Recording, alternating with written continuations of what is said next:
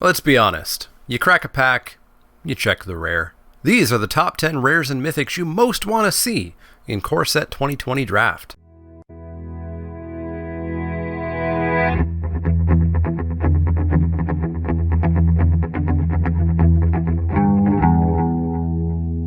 Hey everybody, welcome to another top 10 list on the Mana Leek. I'm John as always, and last week we took a look at the crud, the worst rares and mythics, the ones you never wanted to see in a Core Set 2020 Draft. Today's the cream of the crop. The top 10 best rares and mythics in Core Set 2020 Limited. The ones that you absolutely want to see when you crack that first pack, and the second and the third, assuming they're in your colors. And speaking of Pack 1 Pick 1, do note that Crack a Pack Tuesday has been renamed to Pack 1 Pick 1. I heard a lot of people assume that Crack a Pack meant, hey, look at these cards that I got, as opposed to an actual Pack 1 Pick 1 strategy-based discussion of a pack, which is what it is. So if that interests you, go check it out. Up first at number 10 is Dungeon Geist. These creepy spirits might seem unassuming, but they're just super good. I remember first playing with these in Dark Ascension way back in 2012, and they were good. They're a 3/3 flyer for 2 blue, which is already totally okay, and they tap down the most threatening thing on the board. If your opponent doesn't have a pretty quick removal to respond to them, you just drastically change the clock on that game with your evasive, medium-sized threat attacking it for damage, and their biggest threat neutralized. Dungeon Geists are great. Number 9 is Shifting Seratops. This thing is just stupidly well costed. It doesn't fly, it doesn't kill something on ETB, it doesn't even have an ETB trigger. But it turns out that just being a 5/4 for 4 that can't be countered, randomly is unblockable or targetable by blue stuff, can get trample on demand, attack the turn it came down, or snatch flyers out of the air, is really, really good. This dino is just so efficient that it's easily one of the rares that you would love to see Pack 1 Pick 1. Up next at number 8 is Omnath, Locus of the Royal. Omnath is only so low down this list because it is 3 colors, but I just don't care if you totally whiff on getting dual lands. You just throw in 3 basic lands of the appropriate color and call it a day. Omnath is extremely good, being a hill giant that at least pings on entry, but possibly straight up kills something. Then, for every single land you play, increasing either its size or the size of another elemental. Absolutely great in any deck, and in the elementals deck where you can ensure that its ETB effect is going to kill something. It's absolutely great. I'd love to see Omnath and pick my lane, Pack 1 Pick 1. Number 7 is Vivienne, Arcbow Ranger. The green hurts a little here, as does the fact that she actually doesn't do anything on an empty board, so she doesn't stabilize you, doesn't protect herself, but for the low cost of having creatures in play, she can either grow those creatures to blockable sizes or make them fight, killing off a potential attacker. The -5 isn't great, you're just unlikely to have much of anything sitting in your sideboard, in limited anyways, to go and get, but it can be a bit useful really late game if you have a big dumb Vorst Claw or something that you can cast, but is in your sideboard because you didn't really plan on playing it. Still, just for the counters and the fight on demand, Vivienne is a great mythic in this set. Another green card is up next at number 6, Gargos, Vicious Watcher. This card is insane. I got to play with it at the pre-release, and when it comes down, it's just a massive house. For your opponent to kill it, they likely have to sacrifice their biggest threat because you choose what it fights, and if your opponent can't deal with it right away, it's an 8/7 Vigilance that's going to rarely die in combat. Toss in things like casting a pump spell on this, putting your own Hydra, or heck, I even shocked my own Gargos to trigger it, killing a creature for a single mana. It's just that green holds it back slightly from being any higher up this list, but it is amazing. Number 5 is Nightpack Ambusher. This can get out of control fast. A 4/4 flash for 4 is already a little nutty. That's going to function like an instant speed kill spell for a huge portion of the format. Then, whenever you don't have anything better to do, just pass the turn without casting something and make a 3/3.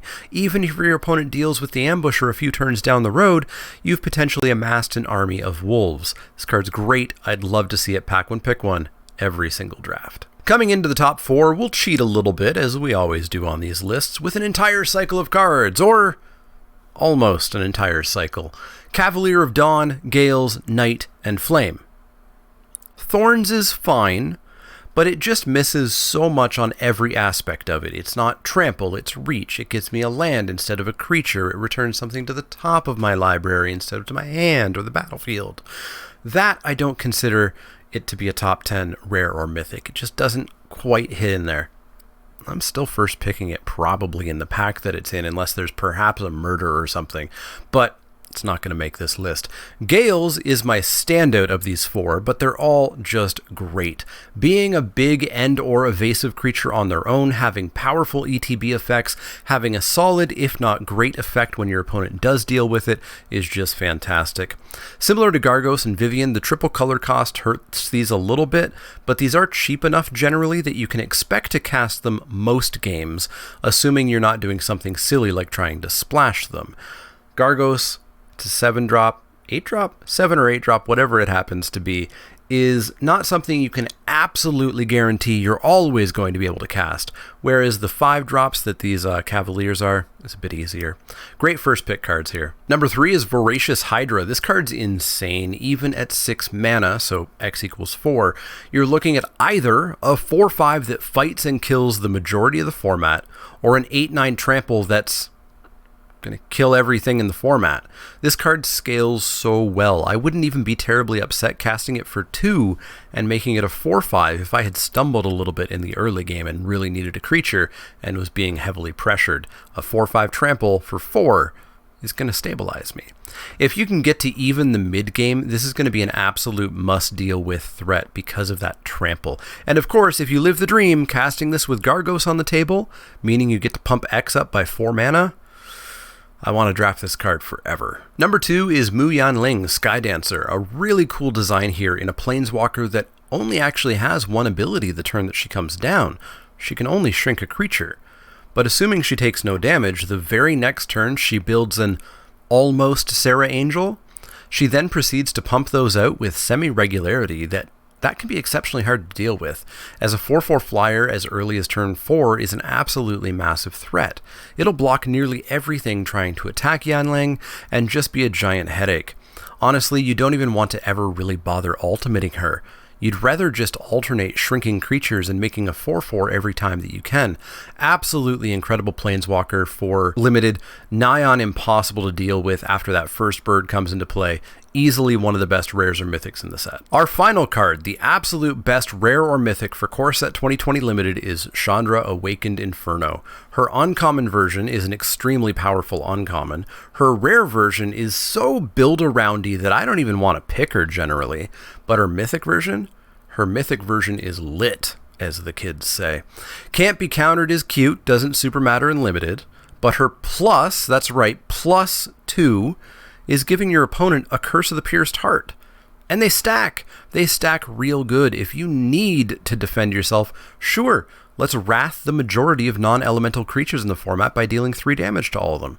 Something bigger we can't quite deal with, she can shoot down nearly everything in the format from turn 1. Chandra is an absolute house and easily the best rare mythic in the set. I've only played with her once, but once you stack 4 Pierced Heart emblems on an opponent, there's no going back. So that's going to wrap it up for my top 10 best rares and or mythics in Core Set 2020 Limited. These are the ones that I absolutely want to see when I open that first pack or the second or third pack, assuming I'm in those colors or I can splash. Let me know what ones I missed, what ones are your favorites in the comments down below. As always, if you have any questions, comments, or suggestions, you can always find me over at Twitter, Twitch, and Facebook. You can find me at patreon.com/themanaleek if you want to become a backer and help the channel out that way. The Patreons absolutely are what keep this channel going and going strongly. If you want to go over to inkedgaming.com, you can use the promo code MANALEEK10, all one word, 10 is the number, to get 10% off your order and help the channel out that way. And the easiest way to help the channel out is click that thumbs up button, click subscribe, and share this around. As always, if you have any questions, comments, or suggestions, let me know. Otherwise, see y'all next time.